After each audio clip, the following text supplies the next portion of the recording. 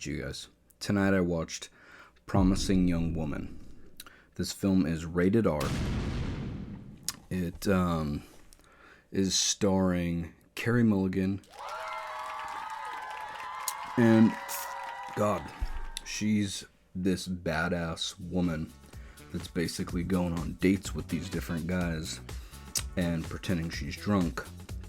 And then when they try to take advantage of her, she basically fucks with them and puts them in their place, questions them, scares the shit out of them, and basically kind of scares them straight in this cool, like, roundabout way of doing things. And she's just like this badass that you're rooting for, and you just want this woman to get all these fucking creeper dudes, you know what I mean?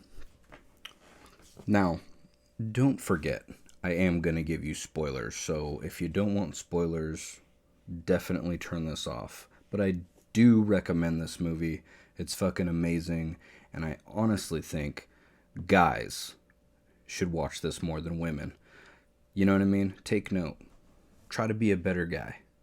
Anyways, I don't think that a lot of people would consider this a horror movie, but the subject matter that gets brought up in this movie is so close to home, it's so real, and it happens so often, and we've become so, like, deluded to it, or, like, it just, I don't know if it's okay with it, or just, point being is that it's just,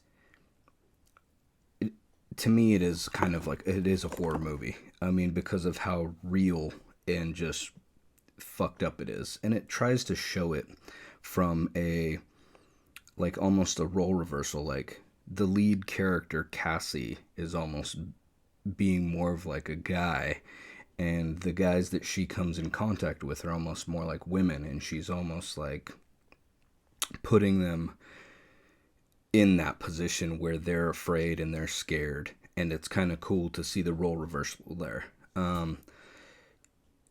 Again, it is very sensitive subjects, and it's just the way that they attack it. I think they did a really good job. So, the lead character, Cassie, they're showing her, it starts off with her basically working in a little coffee shop. She's 30. She looks like she's got a pretty mellow job. This guy starts coming in and flirting with her, and it's cool. He seems like the perfect guy, the guy that every girl would want to be with. And but she's still going on these dates, and she's like, or they're not even dates, she's just showing up at the bar basically, and she's drunk and waiting for guys to try to take advantage of her, and then she'll go home with them, and then basically fucking put the fucking fear of God into him, or whatever you want to say. So she has this guy that's continuously flirting with her. They finally go out on a couple dates. She starts feeling like this, in love with him, but yet she's still got this thing that she does on the side, which you find out later in the movie is more of a revenge thing for her best friend, who was raped when they were younger, and she's basically trying to get revenge on her best friend. And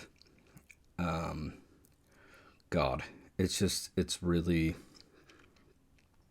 the more it starts to progress in the movie, the darker it gets, and you start to feel more for that whole situation, and you see where her mental state starts slipping more and more into this dreamlike state, but she's doing these things and acting out of character. At one point in the film, it looks like she may have, like, either, I don't know, passed out or something, and she's just kind of leaning in her car against the steering wheel, and then a guy comes up next to her in a truck and starts yelling at her, and then she gets out and beats the shit out of his truck with a tire iron, and he gets all scared and then drives off. And I don't know, I just thought that was a cool scene, how she fucking completely made him feel fucking afraid, and then he takes off. So she ends up finding this guy that raped her friend and basically concocts this plan to get revenge on him. Goes through all this stuff, and only for her plan to backfire on her. And that's the part of the movie where you're like, you're waiting. You want this guy to fucking pay for what he fucking did. And you're like you're like just fucking waiting.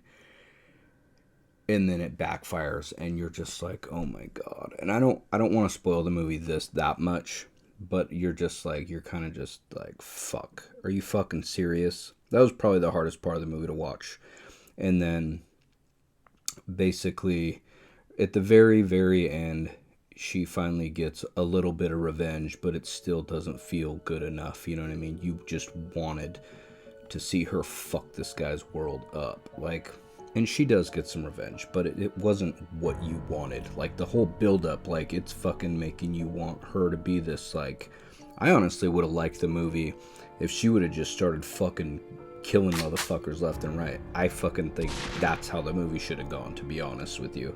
After the shit that, you know, the way the build-up and everything, you're just like, fuck. Just start killing dudes. Go for it. You're fucking... It's warranted. Just go. But, you know, nobody really... I think there's like one death scene in this movie. And, yeah. So anyways, definitely worth watching this. I would recommend it. I want to say it's either 9 out of 10, 10 out of 10. It's not your run-of-the-mill horror type movie, but it is horror. You know what I mean? I mean, the world has become so complacent with this type of shit. And it's happens so often. It's so fucking sad that the world is like that. You know what I mean? And it's just... Definitely go out and watch this movie. And, yeah. Thank you for watching. Have a good night.